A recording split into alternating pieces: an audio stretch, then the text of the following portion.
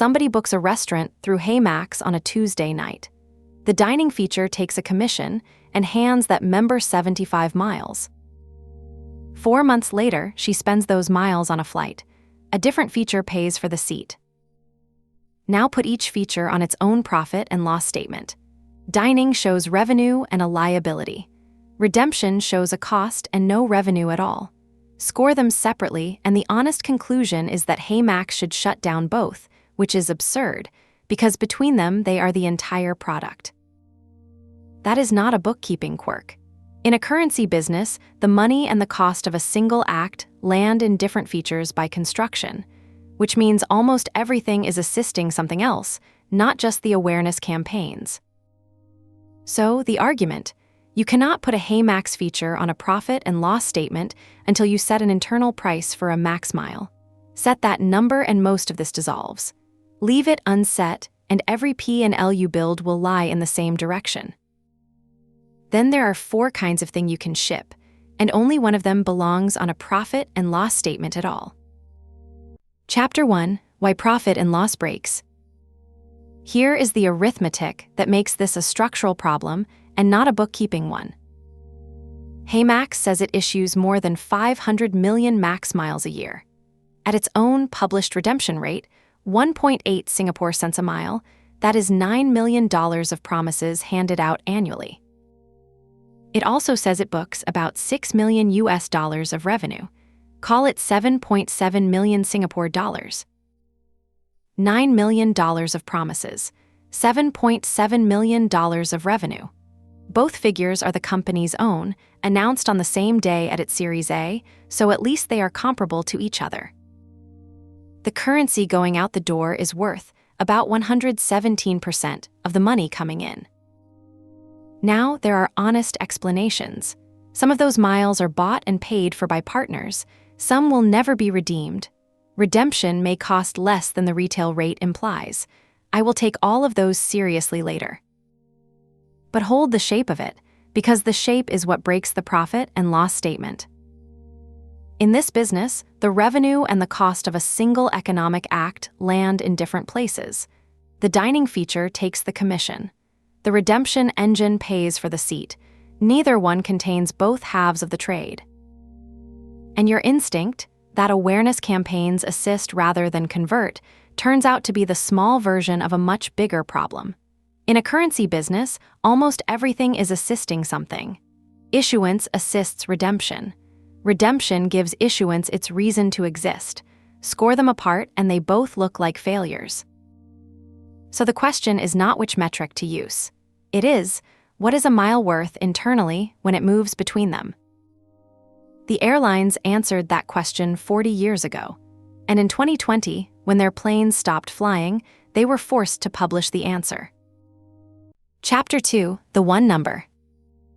In June of 2020, United Airlines needed to borrow money, and the only asset lenders still wanted was its frequent flyer program. So United published a deck explaining exactly how MileagePlus made money.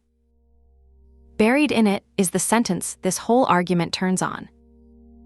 When a member redeems 15,000 miles for a flight, MileagePlus buys that seat from United Airlines at $0.01 per mile.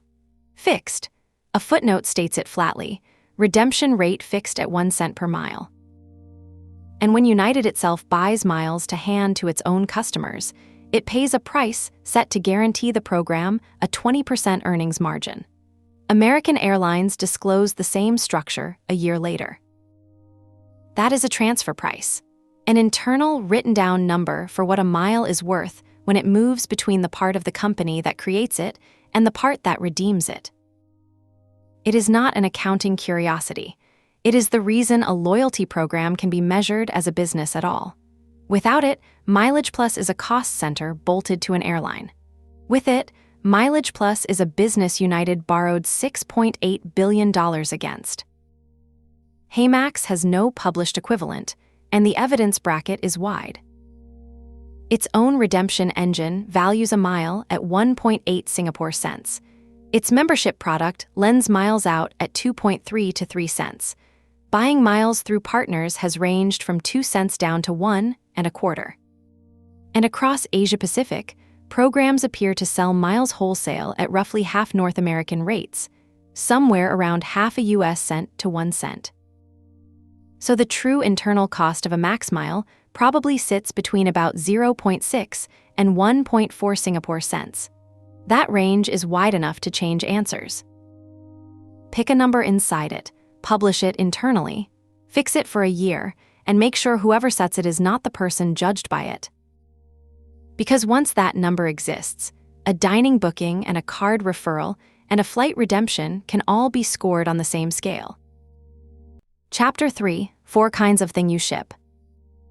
Once you have an internal price for a mile, everything HeyMax builds sorts into exactly 4 categories. And each one needs a different instrument because each does a different job. The first kind is issuance. Dining, merchant offers, card-linked earn. These features take a commission and create a liability. The right metric is commission margin per mile issued, measured against your transfer price. And there is a trap here worth naming. If you celebrate miles issued as a success metric, you are celebrating a cost. Issuance volume is not a win. Issuance margin is. The second kind is redemption. Fly Anywhere, the transfer partners. These consume the liability and may capture a spread. The metric is spread per mile burned plus what the feature does to your outstanding balance. And because max miles never expire, that balance only ever accumulates. Under the international accounting standards, an issuer can only recognize unredeemed value when redemption becomes remote. A currency that never expires can essentially never pull that trigger. The third kind is decoupled, card referrals, the HeyMax first membership fee, the business-to-business lines, cash comes in and no mile goes out. This is the only category where your instinct is exactly right. Straight profit and loss. Revenue minus direct cost. No transfer pricing, no allocation arguments, no philosophy. And it is worth noticing that this is also where the strategic upside lies. The airlines learned this decades ago. About 42% of the $8 billion American Express pays Delta each year is not a mile at all. It is brand licensing, recognized immediately at close to pure margin. And the fourth kind is the one you asked about. Assist, awareness, content, the blog, brand, public relations. These have no revenue line, and they never will. Which is precisely why the profit and loss instrument cannot judge them, and why the usual replacement is worse. Because the usual replacement is attribution, and attribution has a flaw that no amount of modeling repairs. Chapter 4: The Assist Problem. Attribution allocates credit for conversions that would have happened anyway.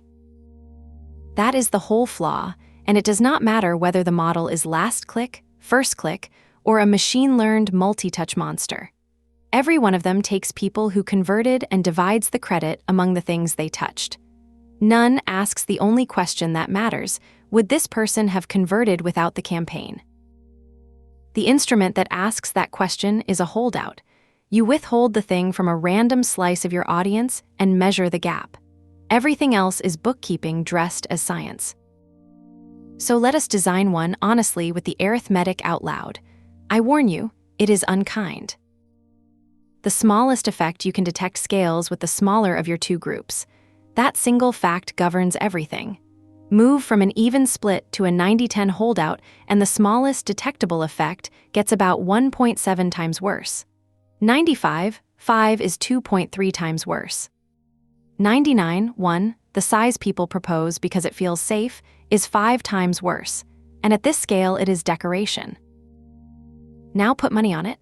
At $6 million of revenue, splitting the whole user base evenly, the smallest annual impact HeyMax could actually prove is about $174,000.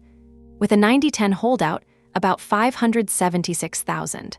For a campaign touching 20,000 users, roughly $1.58 million. Read that last one again. A campaign would need to move over $1.5 million a year before HeyMax could prove it worked. Most real feature wins are worth about $50,000, which means most of them are, statistically, invisible. That is not an argument for testing harder. It is an argument for testing less and better. My honest read is that a company this size can run 2 to 4 genuinely powered experiments a year, not a quarter, and everything else must be decided on judgment and labeled as judgment, rather than dressed in a dashboard. What about splitting Singapore against Hong Kong? The standard geotesting toolkit assumes a country made of many independent media markets. The reference walkthrough for the best-known open-source tool uses 40 American cities, and its own defaults expect to find effects of 5% and larger.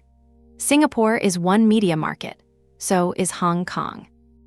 I went looking for any published study of geo-experimentation inside a city-state and found none, and that absence is the answer.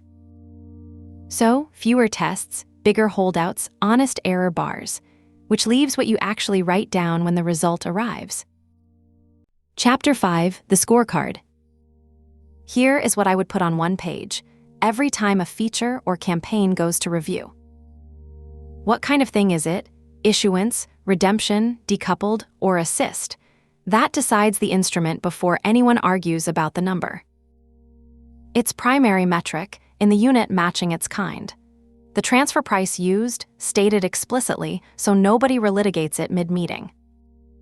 The instrument, test, holdout, or observation. And if it was an observation, say so out loud, rather than letting a chart imply causation nobody established. The honest confidence, including the word unknown when that is the truth.